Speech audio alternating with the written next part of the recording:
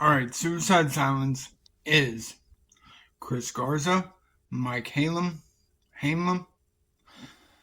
Dan Kenny, Hernan Eddie Hermina, and Ernie Iniguez. Suicide Silence started in '02 in Riverside, California, but at that time it was a side project made up of musicians from other bands. The band's first release was in '03. It was called the Death Awaits demo. After that was completed, the band began recording a demo number 2. And that was released in '04 and saw a fair change in the group's lineup. Josh Goddard replaced Justin Tufano on the drums, and Mike Ohiser replaced Chris Gruselski on bass. It was also the firing of vocalist Tanner Womack after the band's first performance in April of '03.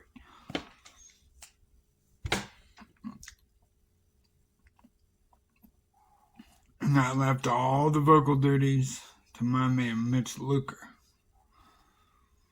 who had joined as a co-vocalist just after the recording of Death Awaits. It was by this time that the band members began committing more time to Suicide Silence. The following year, the band began recording on their first release, backed by a small independent label, a self-titled EP, which was released at the end of September of that year. It was initially released by Third Degree Records and later released in the UK in the Deep End Records. The group booked all their own tours around the US soon after its release. The EP new guitarist Rick Ash, who replaced Josh Tufano. Ash would not stick around for too long, however, and was replaced by Mark Halem, who remains as the lead guitarist to this day. He's a bad motherfucker. Man, shut your mouth! 2006 marked the departure of drummer Josh Goddard, who then was replaced by Alex Lopez. He used to be the guitarist for Blackheart Eulogy and The Funeral Pyre.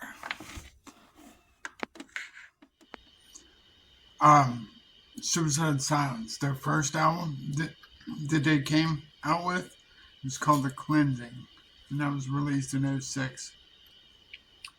And that derives from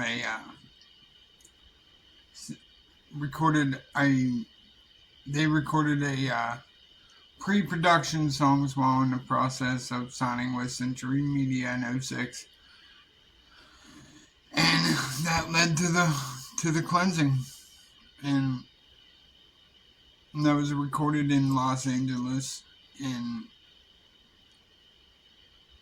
that album actually debuted at number 94 in the Billboard 200 charts, selling 7,250 copies in its first week, so congrats.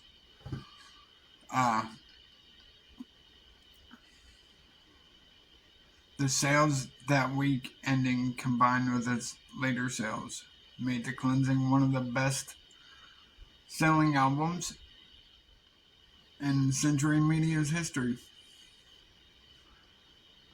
With the success of their debut album, Suicide Silence were included to take part in the Mayhem Festival. That took place during the summer of '08. I think I was there. Afterwards, they toured Europe with Parkway Drive and Bury Your Dead, following a US tour with the same bands. Suicide Silence then followed, along with a tour in Australia with Parkway Drive, A Day to Remember, and Acacia Strain. In mid '08, during that time, when they were included to perform at Sweatfest At this point, they were beginning to gain a wide range of fans throughout the world. Rightly so, because this band is fucking great. Um, but when it got home from continuous tours, the band covered Song Engine Number 9 by the Deftones and released a cover on their limited edition Monster single, Green Monster single, as well as the iTunes Store, all during the same year. Suicide Silence released their next album. It was called No Time to Bleed, and they released that on June 30th of 2009. Badass album. And that sold 14,000 copies in the first week in the US alone. The opening track from the album was called Wake Up, and that was released as a digital download only EP, which included an original song, a live performance of it, and a remix of Sean Crahan of Slipknot. A music video was produced for the song as well and made its premiere debut on FearNet. Genocide was released as the album's second single. Its music video was created in collaboration with Bloody Disgusting, and a remix for the song was featured in the Saw 6 soundtrack. Love that movie too.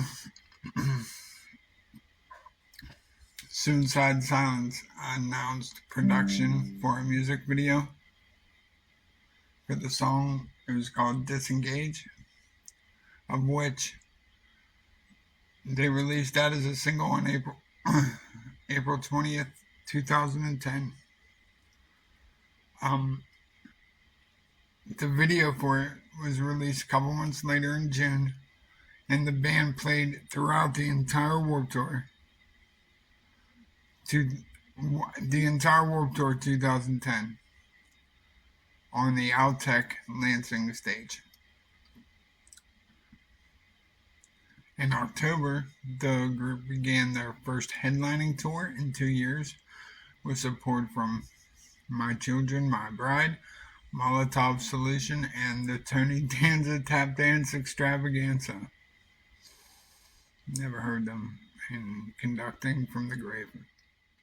If you guys are liking what you see, liking what you hear, and if you just enjoy spending time with your boy Billy Chuck, hit that like button, smash that subscribe button. Now, let's get back to it.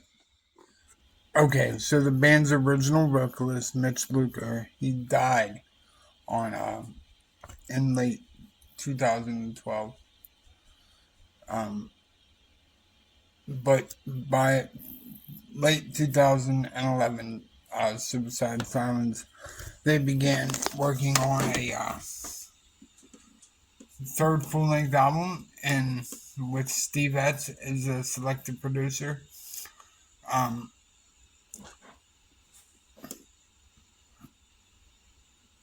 Nevada's Extreme Thing festivals at both of these performances. The band confirmed the new album would be titled Black Crown.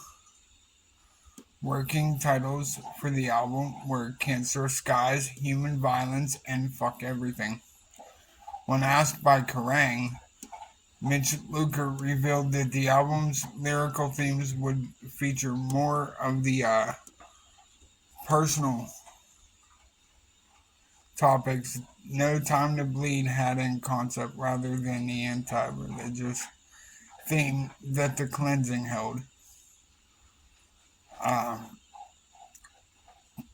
Mitch Luker also explained that, and I quote, "I still have the same beliefs and same views, but I'm more open to everything. At this point in my life, I don't see the point in making good people hate you for something you say. This record is for everybody." The song Human Violence premiered on radio station Liquid Metal on May 13th, 2011. The Black Crown was released July 12th, 2011 and sold over 14,400 copies in its first week alone in the US. So, congrats. Which had it debuting at number 28 on the Billboard 200 chart. The group was included on the lineup for the 4th annual Mayhem Fest, again playing on the Extreme stage with other acts including Machine Head, Trivium, and All Shall Perish during July and August of 2011. But Mitch Luker, like I said, he passed away in 2012 at precisely 6:17 a.m. And one report stated that he crashed his motorcycle shortly after on October 31st.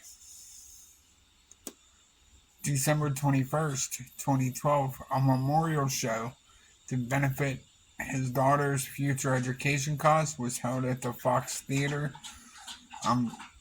The show was entitled Ending is the Beginning, Mitch Luker Memorial Show. After Mitch's passing, they got their new vocalist, and boy did they ever. Hermie Hermida from All Shall Perish became the new vocalist of Suicide Silence. But on October 6, 2015, Suicide Silence announced on their Facebook page that they were going to be releasing a new EP on October 23rd, 2015, titled Sacred Words, featuring the track from You Can't Stop Me. It featured Sacred Words, as well as various unreleased tracks, including 3 live tracks taken from a live performance at the Hungarian Festival in 2015. The band also stated that they began working on a new album in 2016.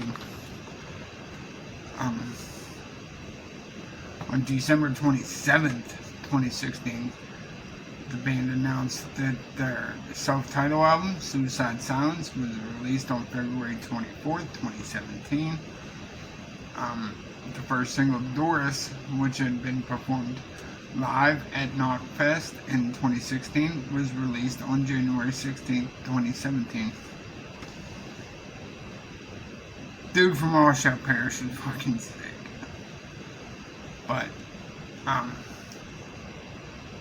fast forward 2 years, on October 21st, 2019, the band announced their 6th studio album will be called Become the Hunter, with the release date expected in early 2020. So, with the singles Love Me to Death, Feel Alive, and Two Steps. But the drummer Lopez was absent from its recording due to entering rehab, so the drums on the record were performed by Ernie Iniguez as a session contribution. In early 2022, the band announced their return to Century Media Records, where they released their first 3 albums. On April 29th, Lopez left the band. Ernie Iniguez, who had played drums on Become the Hunter, was announced as his live replacement for any upcoming tours. In June of that year, the band announced the title of their 7th studio album, Remember You Must Die, along with a short audio clip. The album is set for release in early 2023. And the newest information I got, on August 31st, Suicide Silence released the first single and title track, You Must Die, along with the music video. On October 31st, the band premiered the second single, Capable of Violence, along with the music video. On December 9th, the band published the third single, titled Alter to Self, and revealed the new album would be released on March 2nd, 2023. On February 8th, 2023, 1 month before the album release, the band unveiled the fourth single, Dying Life, in its music video also. So, there you go. Alright, you guys, that's all I got for you. And like I said, if you like what you've seen, like what you heard, hit that like button, smash that subscribe button, leave me some comments. I don't care if you're a fucking prick, just show me some love. Peace.